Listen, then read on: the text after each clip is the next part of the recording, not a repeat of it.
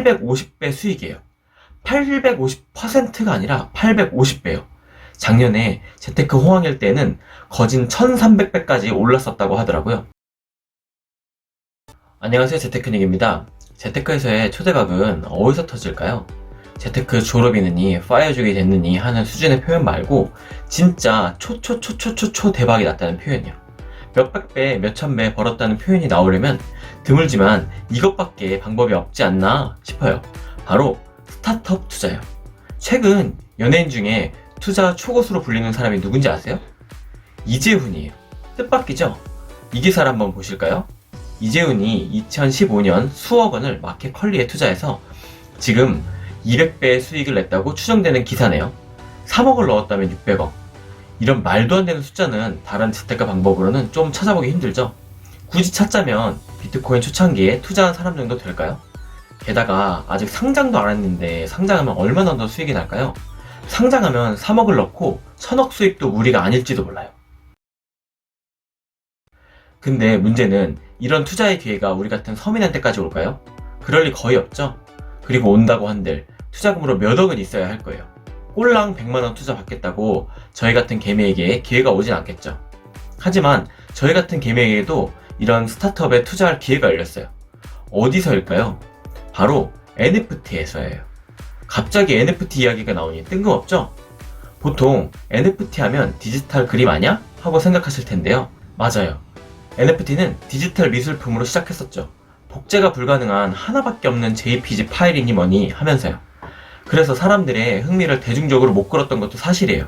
물론 첫 번째로 나온 가상화폐인 비트코인이 핫하듯이 첫 번째로 나온 NFT는 엄청 핫했지만요.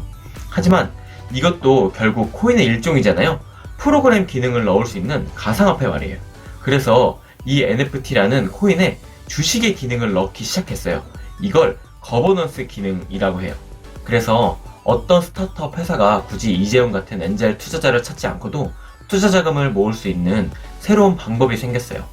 즉, 주식의 기능을 가지고 있는 NFT를 투자자에게 팔아서 스타트업 투자 자금을 모을 수 있게 된 거예요.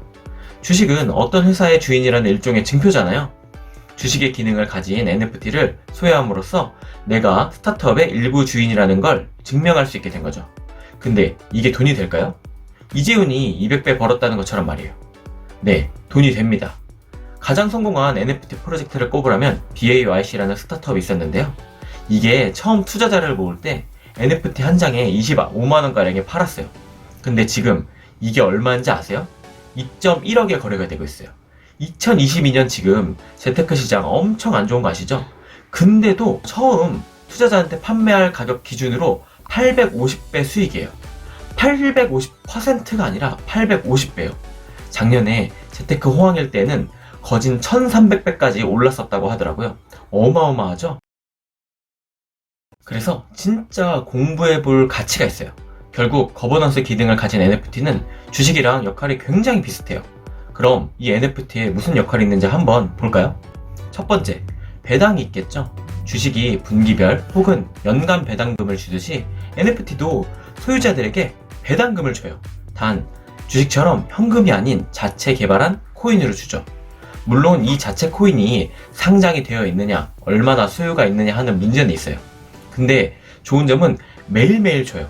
지금이야 많이 안습이 됐지만 메타콩지라는 NFT를 예로 들면요.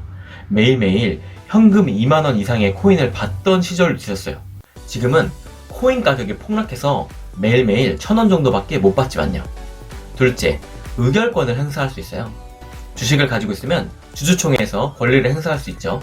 저희 같은 개미야 워낙 가지고 있는 비중이 작아서 결정권을 주도하지 못하지만요. NFT에서도 회사의 운영 방안을 정할 때 의결권을 행사할 수 있어요.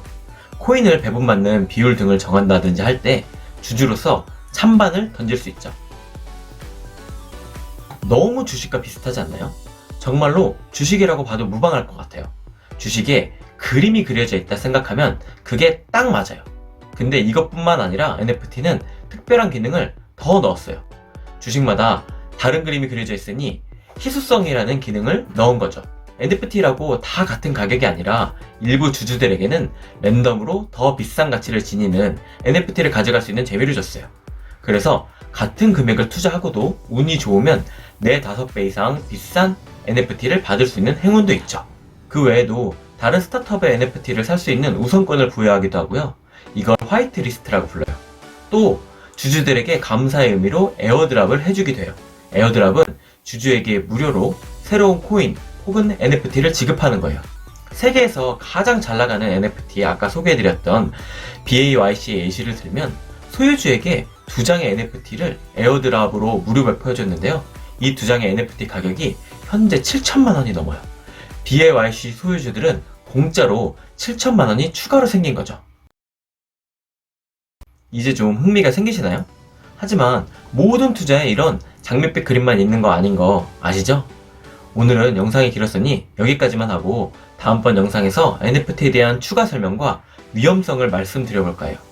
오늘 영상이 도움이 되셨으면 구독과 좋아요 부탁드릴게요. 그럼 다음 주에 NFT 심화 과정으로 만나겠습니다. 감사합니다.